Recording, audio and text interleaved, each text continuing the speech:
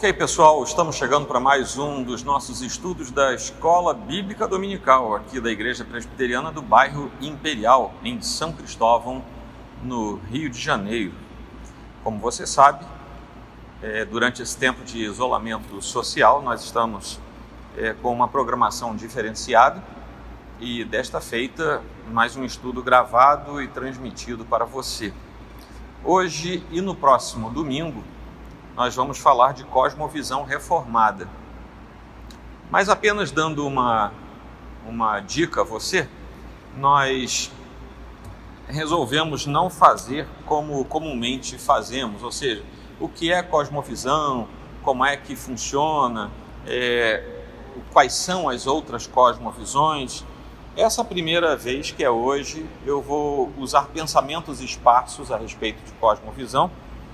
E na próxima semana, pretendo eu trazer para vocês alguns produtos, alguns resultados da cosmovisão reformada, desde a reforma até aqui, coisas que estão aí na nossa sociedade, benefícios oriundos da cosmovisão reformada, absorvidos pela sociedade que nos cerca, que paradoxalmente não são sabidos da sociedade e, curiosamente, a maioria dos cristãos não sabe que isso é decorrente do uso prático da cosmovisão com base na Escritura, particularmente a observação reformada da doutrina cristã e da Escritura.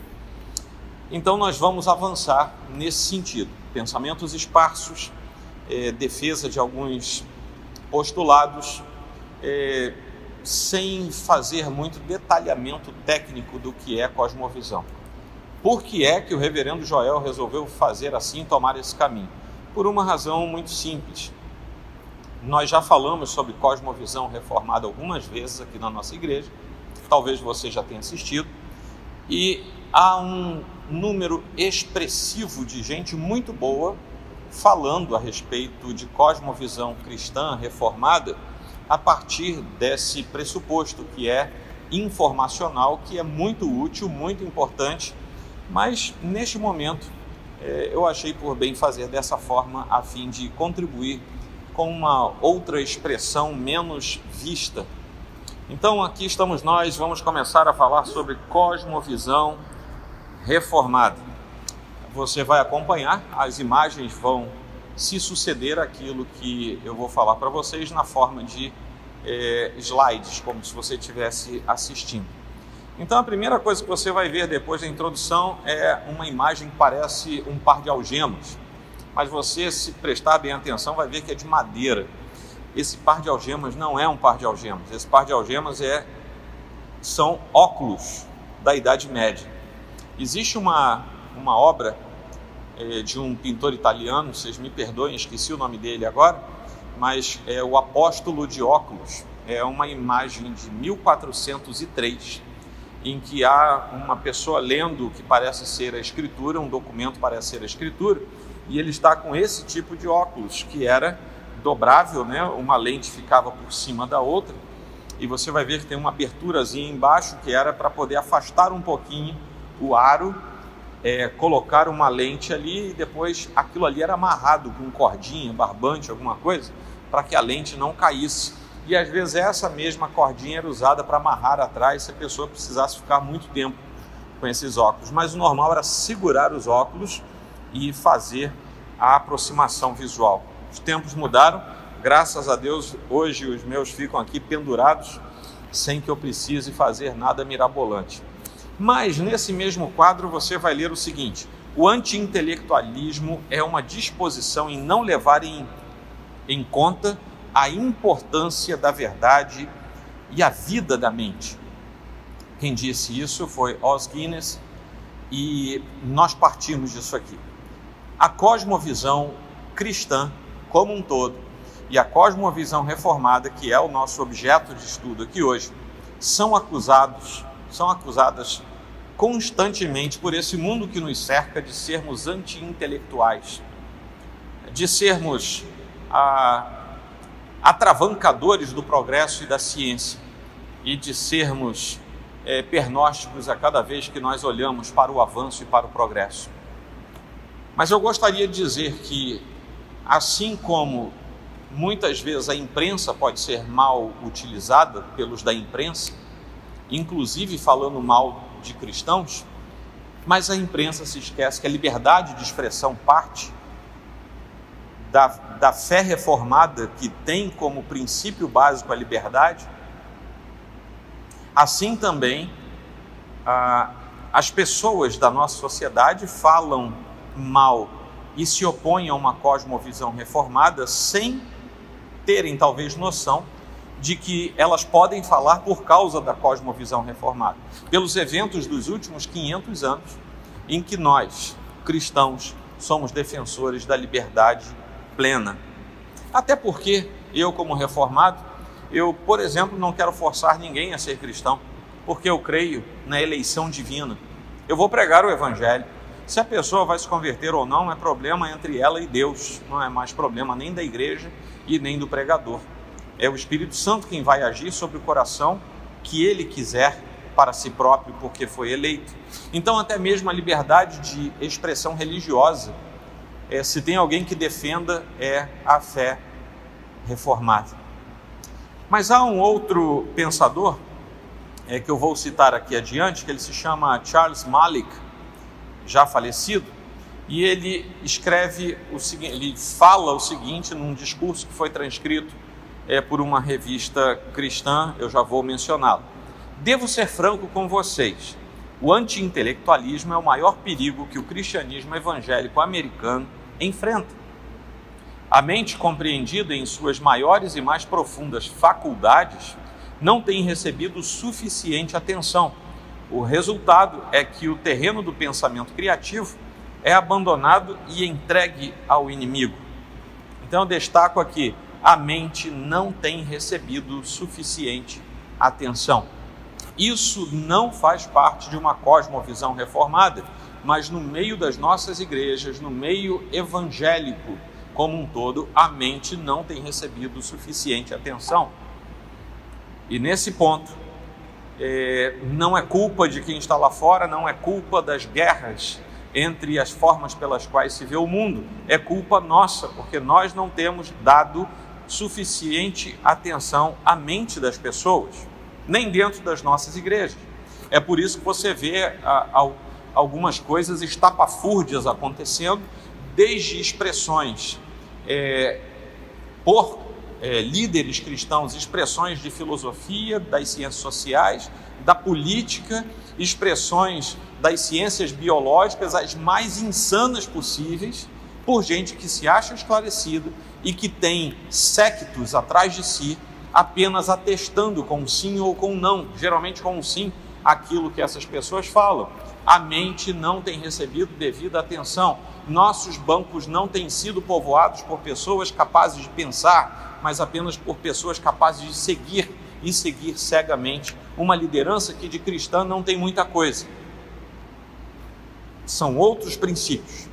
Mas ele continua dizendo o seguinte, num longo discurso, se é apenas um trecho, por uma maior eficácia no testemunho de Jesus Cristo, bem como em favor de sua causa, os evangélicos não podem se dar ao luxo de continuar vivendo na periferia da existência intelectual responsável.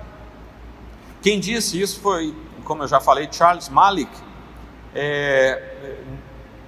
e isso foi transcrito depois num artigo chamado The Other Side of Evangelism, o outro lado do evangelismo, e foi publicado na Christianity Today em 1980.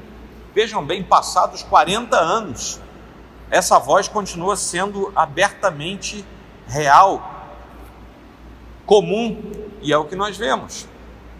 Então esse discurso proferido em 1980 no campus da Wheaton College, que fica próximo a Chicago, nos Estados Unidos, por esse homem que era um acadêmico importante, ele era um diplomata, foi um estadista libanês e que era um cristão ortodoxo. Ele foi convidado para pronunciar esse discurso, proferir esse discurso, na inauguração do Billy Graham Center, e o tema disso foi as duas tarefas. Então ele vai falando sobre isso. Esse homem, para vocês terem uma ideia, foi uma das pessoas fundamentais para modelar a Declaração Universal dos Direitos Humanos. Um cristão professo dentro da área ortodoxa. Então, quando ele profere esse discurso, as duas tarefas, desculpem, ele estava focando nas duas tarefas do verdadeiro cristianismo, e agora eu trago isso para o cristianismo reformado: salvar a alma e salvar a mente do homem comum. E por que será que ele disse isso?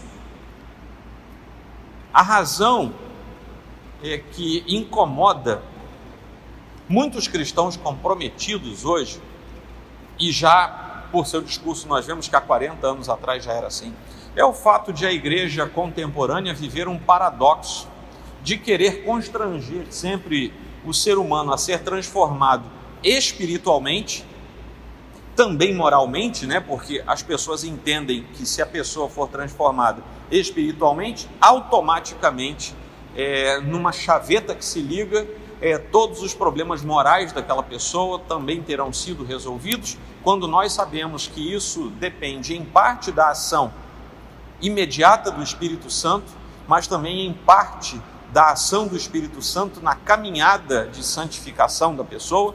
Mas então eles entendem, esse universo evangélico entende que é necessário constranger a pessoa para uma transformação espiritual, mas não é necessário nada ser feito para uma transformação intelectual da pessoa. Então uma parte da missão da igreja é abandonada, é deixada de lado, como se todos nós, ao nos convertermos, fôssemos transformados em alguma coisa etérea e daí já fôssemos direto para a glória. Mas não é assim. Nós somos convertidos pela ação do Senhor e permanecemos aqui andando nesta terra. Portanto, precisamos ter a nossa mente transformada. Paulo fala disso. Precisamos ter a nossa mente, a nossa razão, a nossa capacidade intelectual também transformada e aprisionada aos pés da cruz, a fim de que tenhamos respostas para este mundo que ninguém é capaz de dar a não ser um cristão comprometido com a cruz. E a negligência da igreja tem cobrado custos altíssimos. A negligência muitas vezes se dá por falsa construção intelectual, às vezes se dá por negligência absoluta em não dar construção intelectual, quando o chamado do Evangelho é um chamado de centralidade, equilíbrio. E esse custo altíssimo que está sendo cobrado da igreja e por extensão da sociedade, que deveria estar sendo tocada pela igreja, é que nós estamos sem respostas. Os nossos jovens estão se perdendo em debates vazios, dentro da igreja e fora da igreja. Estão sendo conduzidos como ovelhas que não conseguem se defender a um matadouro, porque eles não têm capacidade intelectual, porque a igreja é negligente nesse aspecto. Perdemos as vagas nas universidades, não estamos mais pleiteando postulados filosóficos diante da sociedade.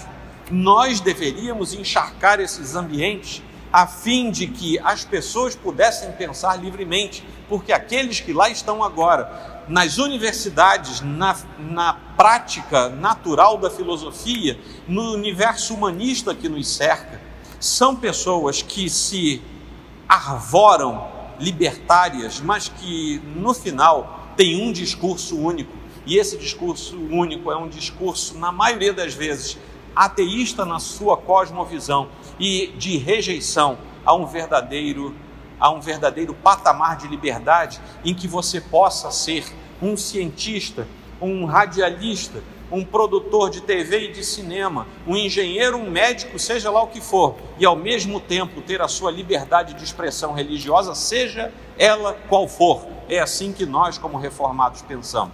Gostaríamos muito que todos fossem convertidos ao Senhor. No entanto, nós sabemos que o Senhor elegeu alguns para a salvação. E são esses que serão salvos. E ponto final. E não cabe a nós nem questionar isso, e nem tentar descobrir quem são. Outros dois pensadores, Moreland e Craig, um livro que é base para estudo disso, eles declaram que, aqui eu abro aspas, o cristão comum não percebe que há uma batalha intelectual sendo travada nas universidades, nas revistas especializadas e nos círculos profissionais. É uma batalha espiritual, uma batalha de mente. O naturalismo iluminista e o antirrealismo pós-moderno se uniram numa aliança profana contra uma cosmovisão amplamente teísta e especificamente cristã. Se há algo que esse universo intelectual ou pseudo-intelectual ao nosso redor deseja, é acabar com qualquer perspectiva teísta. Ou seja, é uma luta de cosmovisões, a maneira pela qual se vê o mundo. A universidade é mencionada aqui porque é nela que toda a liderança é construída. A liderança dos países, a liderança das nações, a liderança das instituições globais, das mega empreendedoras. Toda essa liderança é formada, a intelectualidade é forjada exatamente ali dentro, nas universidades. O problema é que os nossos jovens que saem dos bancos das nossas igrejas, bem como as pessoas do universo em geral, elas saem das suas casas após o ensino médio já fragilizado, entram nas universidades e nem sempre ou quase nunca conseguem formular princípios de cosmovisão cristã para a sua própria defesa. Antes, pelo contrário, elas tornam-se esponjas que absorvem os princípios de uma cosmovisão anticristã. Essas pessoas que são formadas assim, depois entram nos nossos seminários, vão ser formados como ministros da palavra e vêm assumir os púlpitos, vão assumir as cátedras das igrejas, a fim de ensinar, e ensinar o quê? Aquilo que aprenderam a partir de uma cosmovisão anticristã, antiteísta, portanto profana, e que vão profanar os púlpitos das igrejas. Esses princípios vão modelar a vida, a mente e também o comportamento daqueles que estarão sob a liderança desses tantos. Ora, a cosmovisão cristã passou a ser vista como algo antagônico a tudo que pareça esclarecido, a tudo que pareça razoável e intelectualmente palatável. E nós podemos, por outro lado, inferir que disciplinas tão importantes como a filosofia, por exemplo, que é uma disciplina importantíssima para qualquer aprendizado, todo aprendizado, mesmo que a pessoa não ouça a palavra filosofia, ela está aplicada ali de alguma maneira, ela precisa ser estrategicamente remodelada, a fim de que ela se permita novamente ser autônoma, guiar o pensamento, e com essa autonomia permitir-se que várias matizes de pensamento também ocorram nas academias, o que não está acontecendo.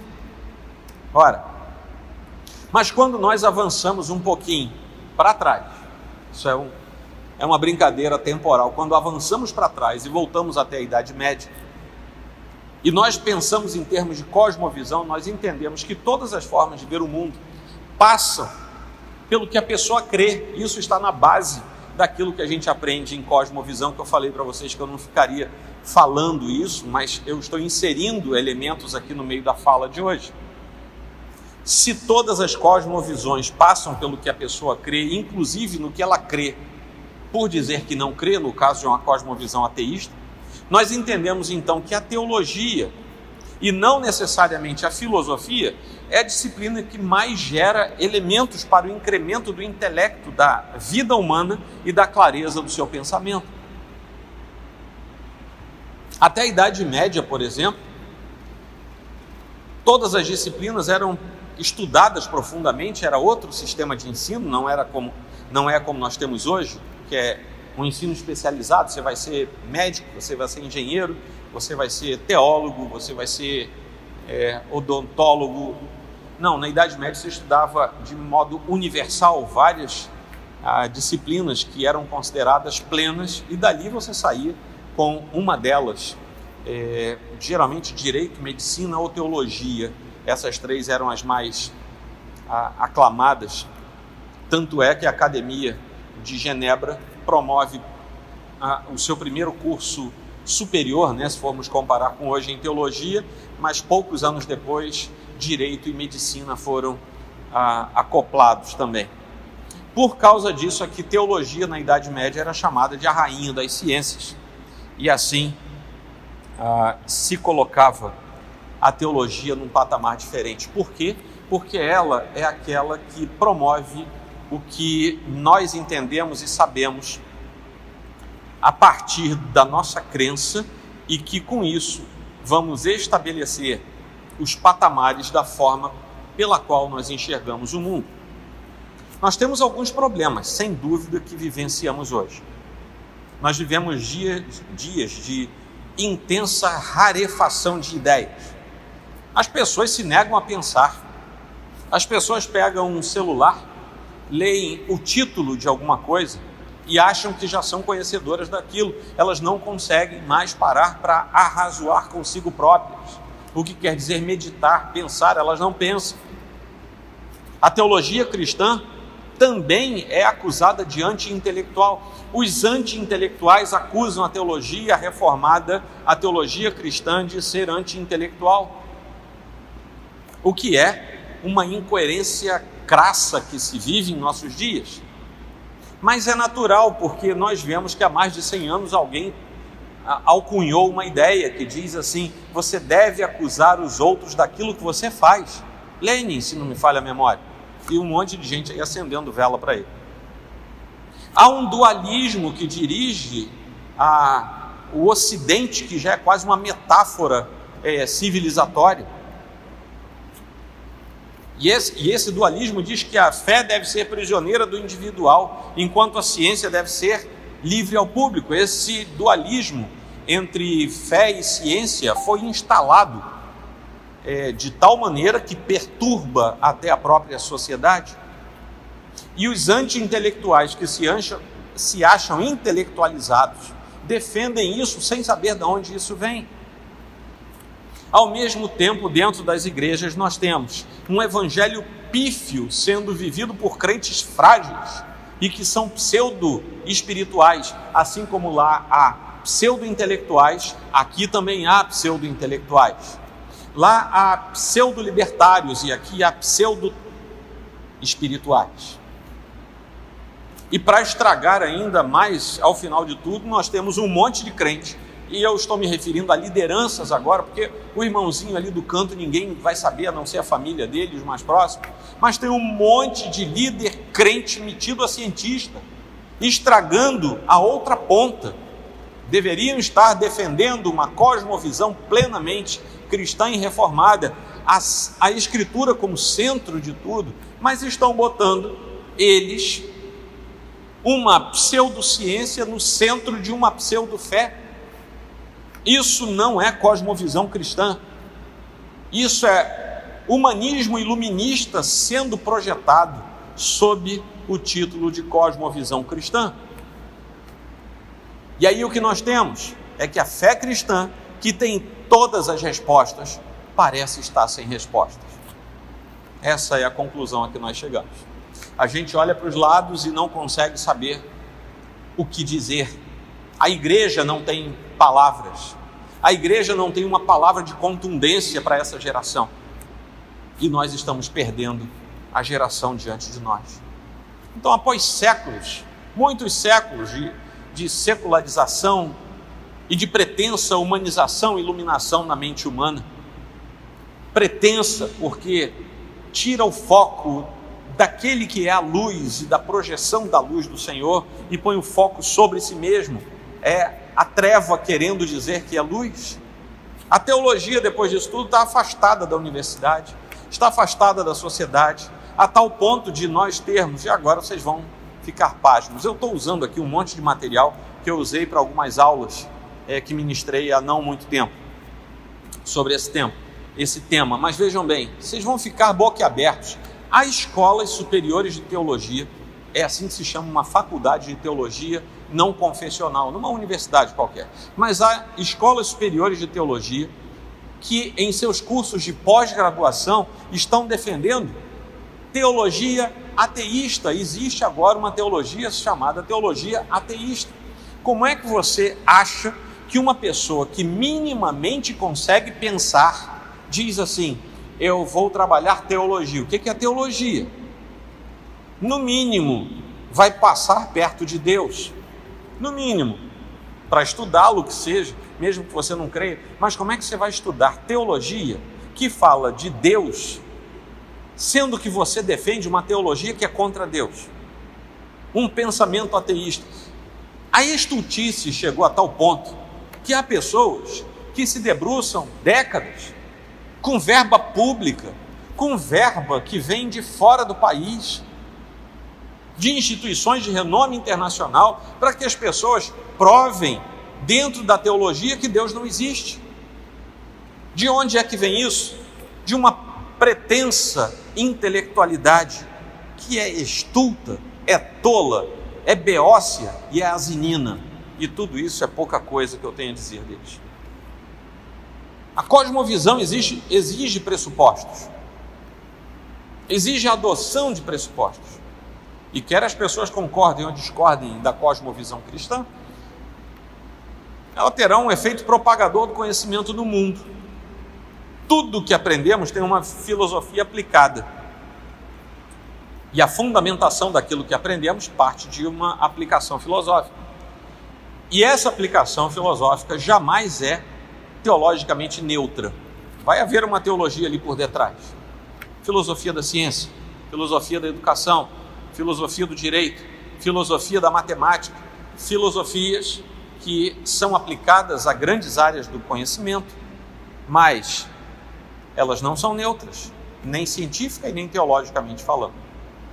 Então, a partir do momento que isso é aplicado na academia, por exemplo, o indivíduo é colocado, ele é conduzido a ser contra ou a favor da liberdade de pensamento.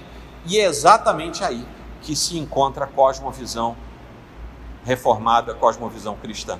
Nós somos favoráveis à plena liberdade de pensamento. Aqueles que se levantam por uma cosmovisão ateísta afunilam e não querem liberdade de pensamento. Por quê? Para eles, a liberdade de pensamento pode gerar um campo minado em que as teses tidas por axiomáticas deles sejam futuramente questionadas.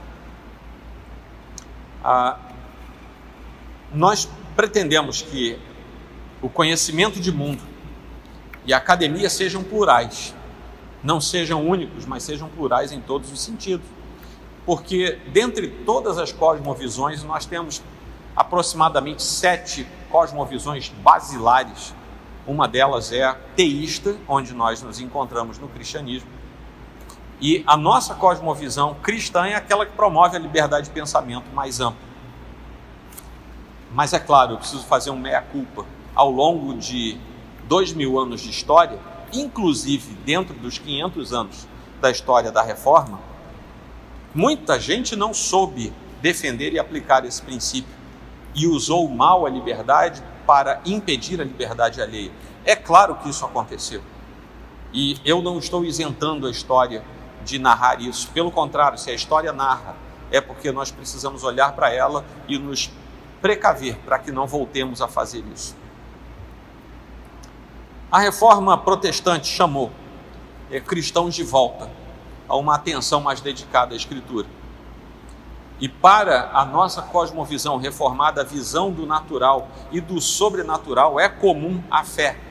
E a crença concreta de que Deus rege todas as coisas nos tranquiliza e nos faz, portanto, agentes em todas as áreas da sociedade, como a família, a igreja, o Estado, o direito e a academia também. E a cosmovisão reformada entende que essas áreas são independentes entre si, porém estão conectadas pelo fato de que todos nós e todas essas áreas se sujeitam ao governo perfeito e eterno de Deus.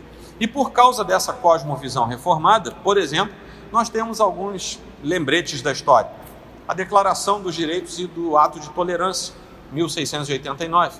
A Declaração de Independência dos Estados Unidos da América, 1776.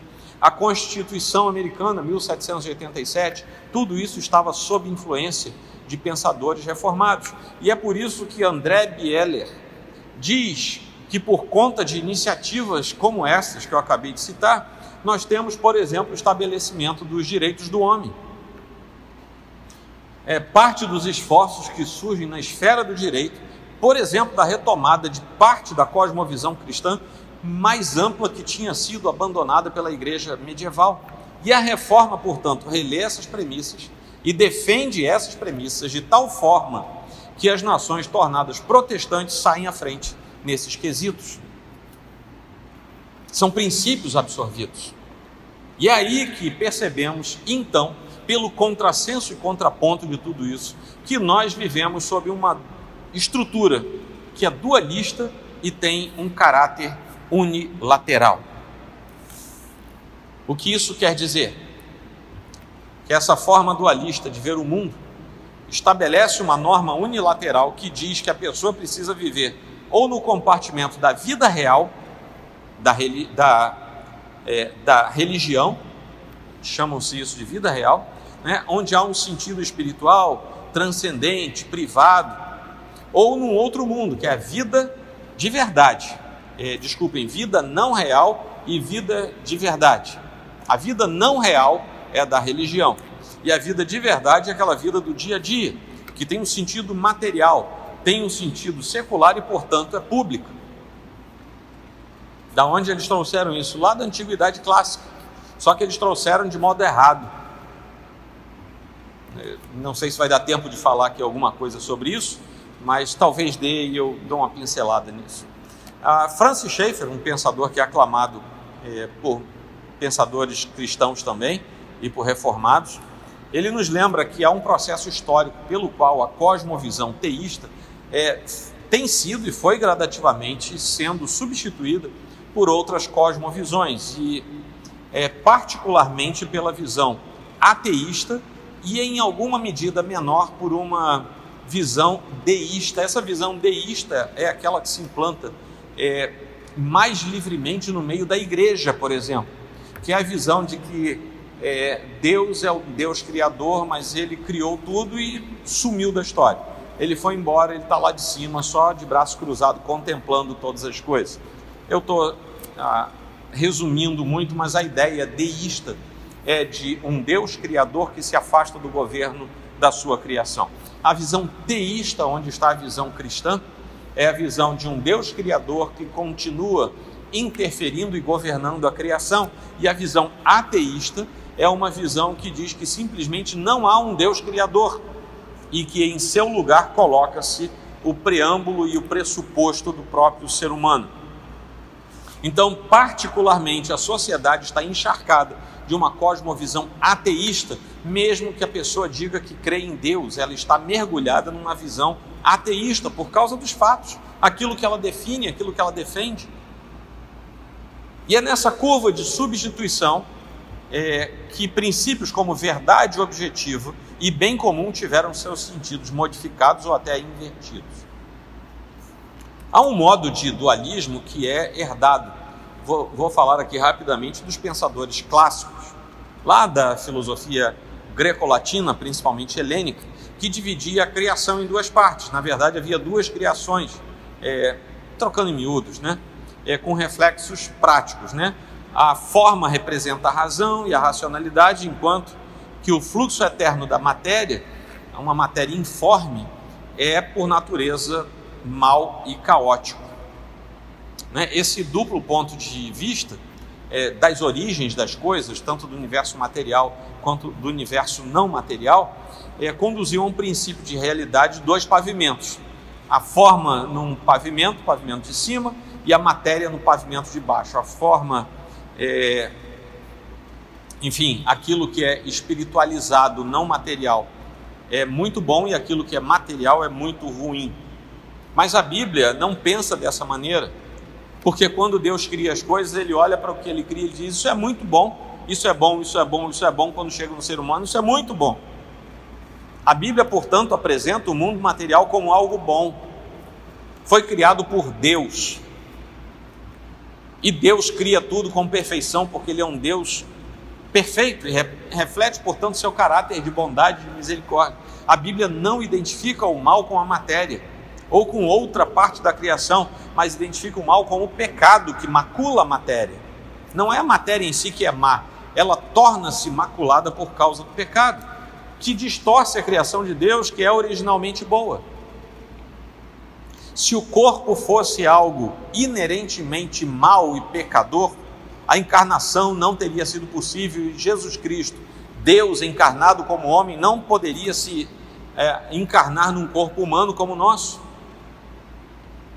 E assim, portanto, nós podemos retornar pensando sobre todas essas coisas esparsas aos princípios mais básicos e podemos então nos lembrar que tudo isso não passa de uma luta de pontos de vista a respeito do mundo, a respeito de Deus, a respeito da Escritura, a respeito do que nós somos.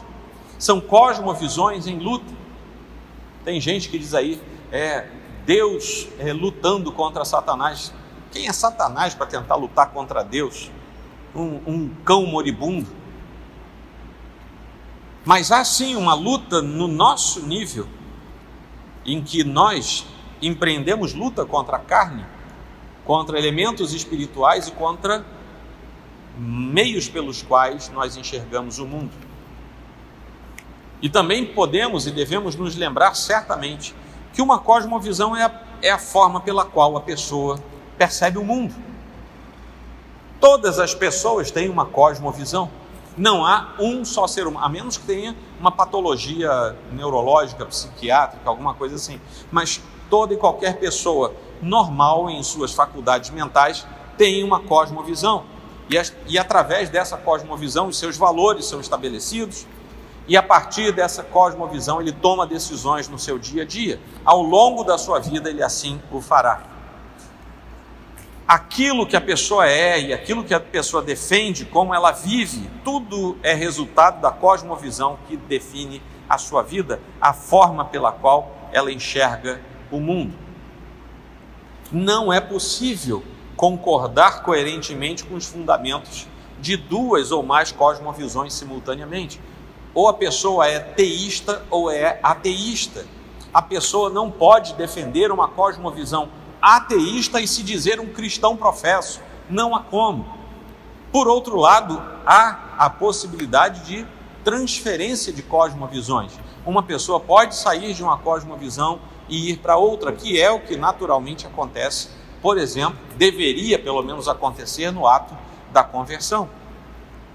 A cosmovisão, nas palavras de Ronald Nash, é um modelo conceitual por meio do qual, consciente ou inconscientemente, afirmamos ou adaptamos tudo o que cremos e através do qual podemos interpretar e avaliar a realidade.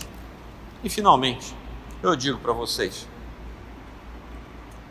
que aquelas pessoas que vão para o andar da matéria, desprezando o andar do não material, que fazem tudo errado, porque é Schaeffer também quem lembra que no final das contas, na hora da angústia e da depressão existencial, essas pessoas dão o que o próprio Schaeffer chama de salto de fé, e eles saem de um andar, vão para o outro em busca da solução, mas aí depois, na sua privacidade, eles tentam esconder isso, e no outro dia, quando chegam ao laboratório, ao escritório, à sala de aula, eles vestem um jaleco da asepsia ideológica e teológica e filosófica e funcionam como se nada tivesse acontecido. Mas para provarem que a fé não faz sentido algum, ao final procuram aquele andar da fé num salto desesperado. E eu encerro dizendo que a cosmovisão cristã já está no andar da fé, sem jamais ter abandonado a razão. Eu espero que Deus abençoe você e que permita a você depurar a sua forma de pensamento. Até o próximo domingo e que Deus guarde a sua alma. Eu convido você apenas a inclinar a sua fronte um minutinho e vamos fazer uma breve oração. Senhor Deus, Tu nos criaste integralmente. A parte material e a parte espiritual do nosso ser são criações do Senhor.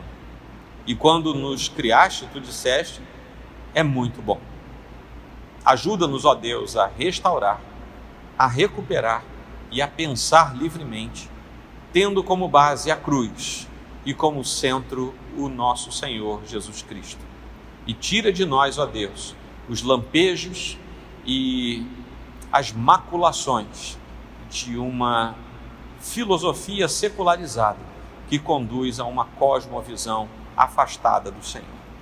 Eu peço por mim e pela Igreja de Cristo, em nome do Senhor Jesus. Amém.